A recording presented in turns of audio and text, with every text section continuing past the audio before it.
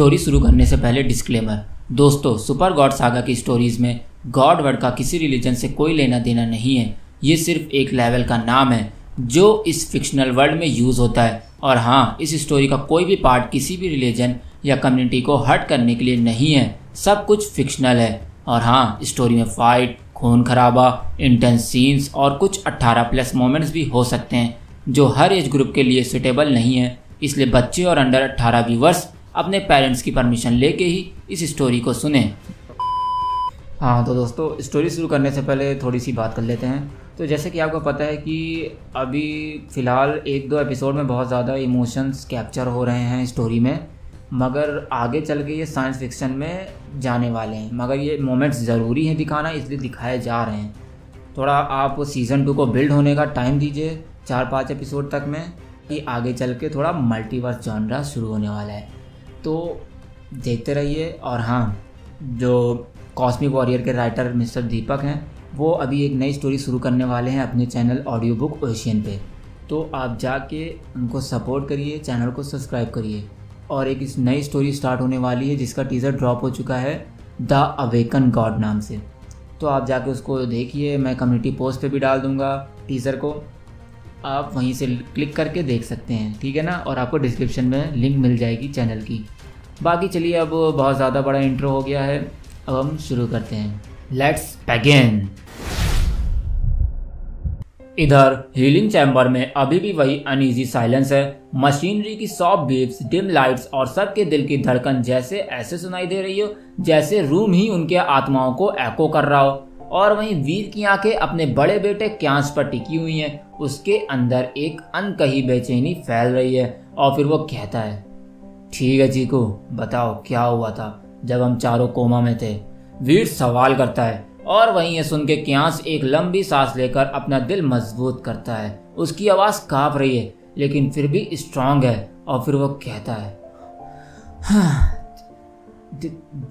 Dad, जब आप और बाकी तीनों कोमा में गए थे, ठीक उसके 3 महीने बाद क्रैनोस फिर से वापस आया था।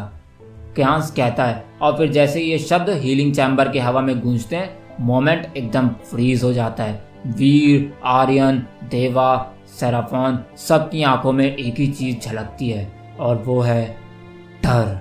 लॉर्ड क्रैनोस के पावर का डर, लॉर्ड क्रैनोस का डर। होली एंजल ने अपना हाथ दिल पे रख लिया। और वहीं ईशा कहना तो कुछ चाहती थी लेकिन फिर भी चुप हो जाती है। और फिर इधर क्यांस आगे बोलता है। उसकी आंखों में पुरानी यादों की छवि उभरने लगती है। और फिर वो कहता है, डैड, उस दिन आसमान ही फूट गया था, पूरी गैलेक्सी में अंधेरा उतर आया, हवा में जैसे जहर घुल गया। और फिर क्रैनोस, क्यांस कहता है, जिसके बाद उसकी आवाज़ धीरे धीरे हीलिंग चैम्बर के करंट मोमेंट को धुंधली कर देती है। और फिर सीन स्लोली डिसॉल्व होता है। लाइट्स ब्लर, मशीन की बीप्स दूर जाती हैं और स्क्रीन के सामने एक नया सीन उभरता है, यानी एक फ्लैशबैक। इधर आसमान ब्लड रेड हो गया था। ब्लैक लाइटनिंग स्ट्राइक हर तरफ सिटीज को मिटा रही थी। दुनिया की जड़ें ही कांप रही थी। और वहीं क्रैनोस उस अंधेरे को तोड़ते हुए उतरता है, जिसके बाद उसके कदमों से पूरे जमीन पर क्रैक्स पड़ते हैं। उसकी आंखों में वही क्यूल स्माइल जिसको एक बार देखने के बाद कोई कभी नहीं भूल सकता। हालांकि तभी क्यांस की आवाज़ फ्लैशबैक के साथ ओवरलैप होती रहती, लेकिन फिर वो आगे कहता है, उसने बस हाथ उठाया और हजारों सोल्जर्स एक पल में मिट्टी में मिल गए। हम सब में Barbie, silver fox, moment god, teacher Isha और कई गॉड्स ने, यानी सब ने मिलकर उसे रोकने की कोशिश की, लेकिन हम नहीं रोक पाए डैड। हम उस दिन उसे नहीं रोक पाए। उस दिन बारबी की ब्लेड्स अंधेरी लाइटनिंग के साथ टकराती हैं, लेकिन एक ही स्ट्राइक में उसका आर्मर टूट जाता है। सिल्वर फॉक्स हवा की तरह घूमता है, लेकिन क्रैनोस की एक चिंगारी उसकी स्पीड को फ्रीज कर देती है और वो दूर जाकर गिर जाता है। मोमेंट गॉड अपने हाथ फैलाती है, टाइम को स्लो करने की कोशिश करती है, लेकिन क्रैनोस उसकी वेव को भी अपनी डार्क एनर्जी में डुबा लेता है। और वहीं स्टेपलेट भी फुल पावर से हमला करता है, लेकिन स्टेपलेट का गोल्डन बॉडी शील्ड भी एक झटके में टूट जाता है। एक हैवी स्ट्राइक से। और इस तरह रूहानी, एलोरा, लोन बैम्बू, गॉड का प्रतिशोध, अर्जुमुलेले, क्रैब गॉड और कई सारे गॉड्स मिलकर लॉर्ड क्रानोस पे हमला करते हैं, लेकिन वो लॉर्ड क्रानोस का कुछ नहीं बिगाड़ पाते हैं, बल्कि क्रानोस उन्हें बहुत बहुत मारता है, जिसके बाद जमीन पर हर जगह चीखें सुनाई देती हैं, अटैक्स के धुएं रहते हैं, वॉरियर के खून रहते हैं। यह बताते हुए क्यांस की आवाज़ फिर कांप उठती है। हालांकि क्यांस थोड़ा सा पॉज लेने के बाद कहता है, डैड। इसके बाद नज़र अथर पर गई उसकी। डैड, अथर जो मेरे पास था, जिसकी आंखों में अभी उम्मीद थी कि मैं उसे कुछ नहीं होने दूंगा, लेकिन वहीं लॉर्ड क्रानोस ने उसको और मुझे देखते ही हंस दिया और फिर उसने मुझे अपने एक हाथ से पकड़ के दूसरे हाथ से अथर को मुझसे ले लिया और फिर मुझे एक पावरफुल पंच मार के दूर फेंक दिया। और वहीं ये देख के टीचर ईशा चिल्लाती हैं और उससे कहती हैं, नहीं, अथर को छोड़ दो। और फिर वो क्रानोस पे अटैक कर देती हैं, लेकिन इधर क्रानोस सिर्फ एक ब्लास्ट में उन्हें दूर फेंक देता है। हालांकि तभी मैं फिर से अटैक करता हूँ, लेकिन रिजल्ट वही रहता है। मैं घुटनों के बल गिर जाता हूँ, मेरा चेहरा खून से भरा होता है, आंखों में आंसू थे और वहीं सब वॉरियर्स बिखर चुके थे, कोई भी उसके सामने नहीं टिक पा रहा था। और फिर लॉर्ड क्रानोस अथर को क्रिस्टल बैग में रखता है और फिर उसकी आवाज़ अंधेरों को चीरते हुए गूंजती है, यह लड़का मेरा ट्रम्प कार्ड होगा, और हाँ, याद रखो, मैं बहुत जल्द वापस आऊँगा, और इस बार जब मैं आऊँगा तब वो जीन यूनिवर्स का अंतिम दिन होगा, और हाँ, तुम्हारे ह्यूमन गॉड वीर रहजा का भी वो आखिरी दिन होगा। क्रानोस कहता है, जिसके बाद एक ब्लैक स्मोक के ब्लास्ट में वो गायब हो जाता है और फिर फ्लैशबैक धीरे धीरे फेड हो जाता है। स्क्रीन दोबारा हीलिंग चैम्बर में वापस आती है। क्यांस अभी भी कांप रहा है, आंखों में आंसू और दिल में बोझ है। और फिर वो कहता है, डैड, उसने अथर को ले लिया, हम सब ने लड़ने की कोशिश की, हम सब ने, लेकिन हम हार गए। इसलिए अब हमें माँ और अथर दोनों को बचाना है उस लॉर्ड क्रानोस से, क्यांस कहता है अपने डैड से। जिसके बाद हीलिंग चैम्बर में एकदम से सन्नाटा छा जाता है। सिर्फ क्यांस के कांपते शब्द गूंज रहे हैं, जो अभी अभी चुप हुए हैं। उसकी आंखों में आंसू अभी भी लिपटे हुए हैं। और वहीं वीर एक पल तक बिल्कुल चुप खड़ा रह जाता है, जैसे उसकी सांस ही रुक गई हो। और वहीं उसके हाथ हल्के से कांपने लगते हैं और आंखें धीरे धीरे गोल्डन ग्लो से भर जाती हैं, लेकिन उस ग्लो में रोशनी नहीं, एक दर्द है। और फिर वो कहता है, अथर। वीर की आवाज़ जैसे एक टूटी हुई धड़कन हो, मेरे बेटे, शिट यार। यह कहते हुए एकदम से वीर घुटनों के बल गिर जाता है। उसका सारा दिल, सारी रूह इन शब्दों को बोलते हुए टूट जाती है। वो दोनों हाथ से अपना सिर पकड़ लेता है और एक ऐसा चीख निकालता है जो चैम्बर की दीवारें हिला देती हैं। और वहीं देवा का फेस पूरा सख्त हो गया था, उसके हाथों की नर्व जैसे फटने को थी, आंखों में आग है। और फिर वो धीरे से बोलता है, एक साल हम नींद में डूबे रहे और क्रानोस अथर को ले गया। ये गलती हम सब की है, हम ही कमज़ोर थे उसके सामने, हम ही कमज़ोर थे, देवा कहता है। और वहीं सेराफोन के आसपास की सेलेस्टियल लाइट कांपने लगती है। वो अपने पंख फैलाता है, लेकिन वो पंख भी जैसे टूट चुके होते हैं। और फिर वो कहता है, मैं एक एंजल हूँ, मैं एक एंजल हो के भी उसको नहीं बचा पाया। मैं शर्मिंदा हूँ वीर, मैं शर्मिंदा हूँ।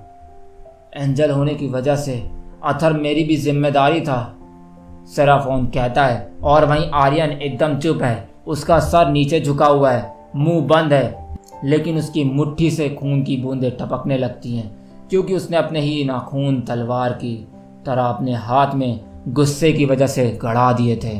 और फिर वो कहता है, मुझे मर जाना चाहिए था ह्यूमन गॉड, हम सबको मर जाना चाहिए था, लेकिन अथर को नहीं जाने देना चाहिए था, हमें अपनी आखिरी सांस तक लड़ना चाहिए था, आर्यन कहता है। और वहीं ये सब बातें सुन के होली एंजल की आंखों में आंसू आ गए थे।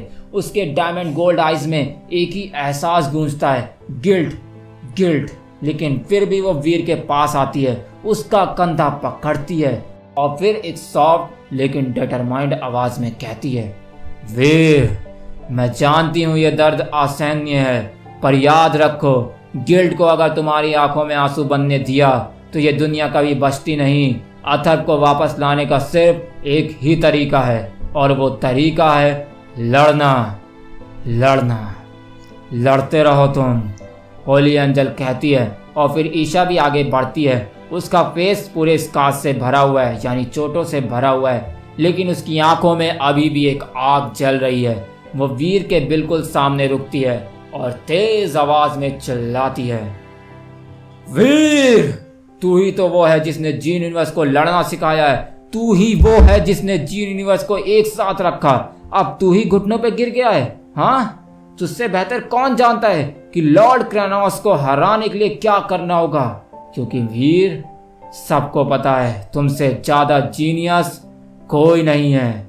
कोई भी नहीं है तुमसे ज्यादा जीनियस, ईशा कहती है। और वहीं वीर अपने आंसुओं से लपटे चेहरे के साथ ईशा की आंखों में देखता है, और फिर एक पल के लिए उसके अंदर एक पुराना जोश जल उठता है। और वहीं क्यांस भी अपने आंसू पोंछते हुए बोलता है, डैड, मैंने उसे देखा है, मैंने देखा है कैसे क्रेनोस ने हम सबको तोड़ दिया, पर मैं ये भी जानता हूँ सिर्फ आप ही हो, सिर्फ आप हो जो उसे हरा सकते हो।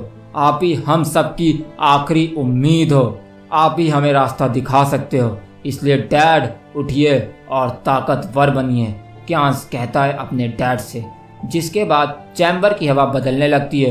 एक पल जो सिर्फ गिल्ड से भरा था, अब धीरे धीरे एक नया आग का वोल्केनो बन रहा है। वीर के आंसू अब सूख रहे हैं और उनकी जगह एक ऐसी नजर ले रही है जो सिर्फ लड़ने के लिए बनी हो।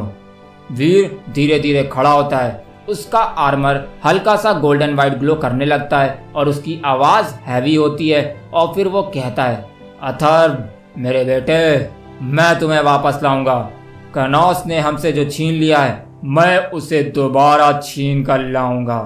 मैं उसे दोबारा छीन कर लाऊंगा। इस बार मैं नहीं हारूंगा। मैं अपनी रूही और अपने बेटे को वापस ला कर रहूंगा, अपने बच्चों को वापस ला कर रहूंगा, वीर कहता है। जिसके बाद सब वॉरियर्स एक साथ उसके साथ खड़े हो जाते हैं। देवा अपनी मुट्ठी उठाता है।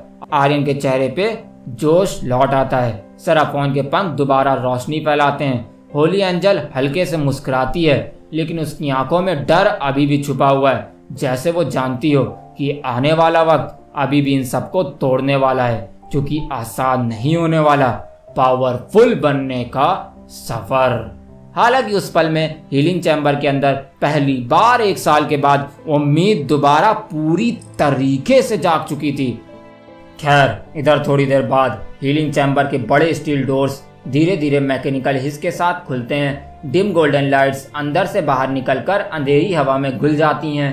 वीर, आर्यन, देवा और एंजल सेराफोन चुपचाप चलते हैं। सबके अंदर गिल्ड और नया डिटर्मिनेशन एक साथ जन्म ले रहे हैं। और वहीं होली एंजल, ईशा और बाकी सब वॉरियर्स वहीं चैम्बर में रहते हैं, लेकिन वीर सिर्फ अपने तीनों नए साथियों के साथ एक अलग रास्ते पे चल पड़ता है। और फिर कुछ मिनट्स बाद सीन शिफ्ट होता है एक शांत जगह पर।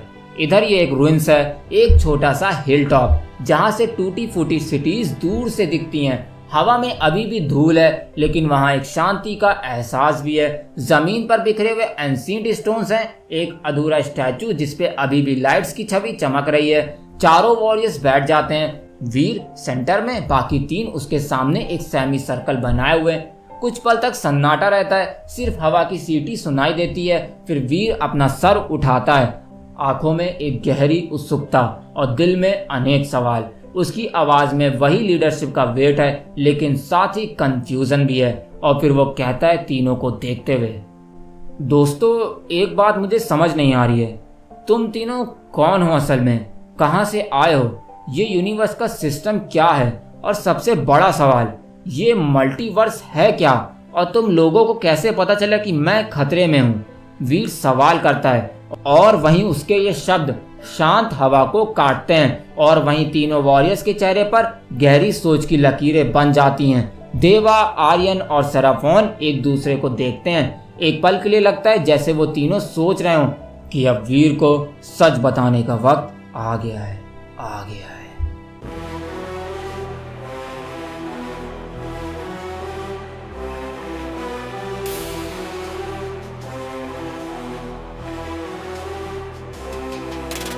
वीर फिर से खड़ा है, आंखों में आग है, आयन की तलवार दुश्मन के खिलाफ है। देवा का जोर जमीन हिला देगा, सराफोन के पंख आसमां छुपा देंगे। एक साल का दर्द अब ताकत बन गया है, क्राइंग आउट का अंधेरा अब टूटने वाला है। हम चारों साथ हैं, एक ही इरादा है, इस बार जीत हमारा वादा है।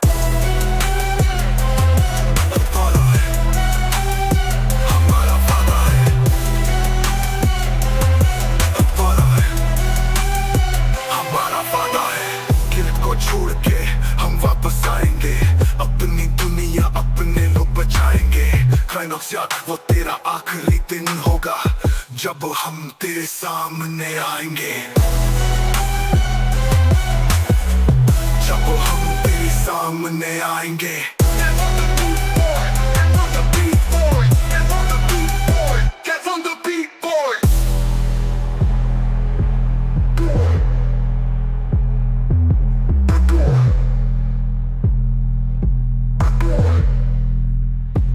From the beat boy.